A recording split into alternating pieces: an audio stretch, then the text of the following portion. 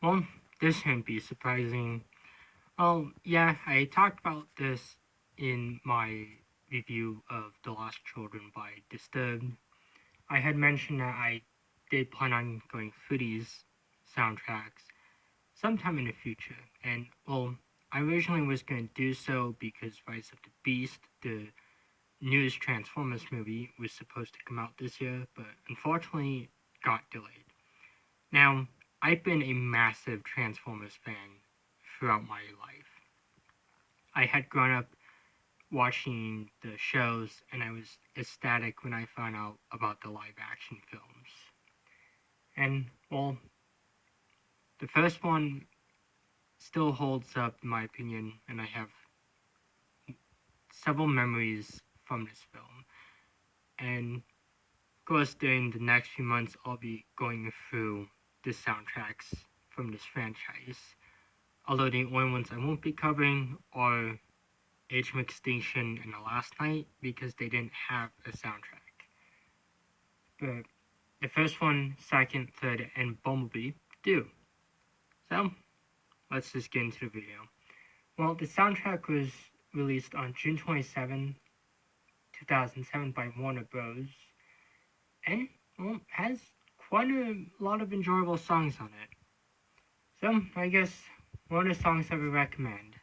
Well, honestly, What I've Done by Linkin Park, Doomsday Clock from Smashing Pumpkins, obviously This Moment from Disturbed, Before It's Too Late, uh, and Passion's Killing Floor were some of the best songs on the soundtrack. Honestly, I didn't really dislike the soundtrack all that much.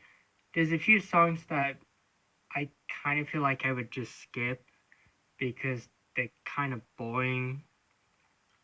But there's not enough songs on the soundtrack that would warrant me not recommending it to anyone. And honestly, I really do love the final two songs, Technical Difficulties by Julian Kay and the Transformers theme by Mute Math. And I think that's kind of a cool Easter egg. It really shows how much passion went into the soundtrack. And I think the same thing happens on one of the other soundtracks for Revenge of the Fallen or Dark of the Moon. Of course, not all the songs kind of fit with the theme, I guess, if I'm being honest. Like, Second to None and Rotina and the Sky, I kind of felt were a little disappointing.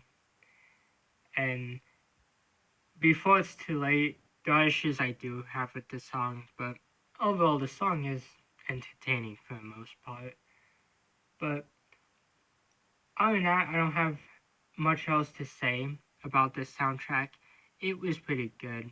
I definitely think Revenge of the Fallen and Dark of the Moon got a lot better, but for the first soundtrack, they did a good job.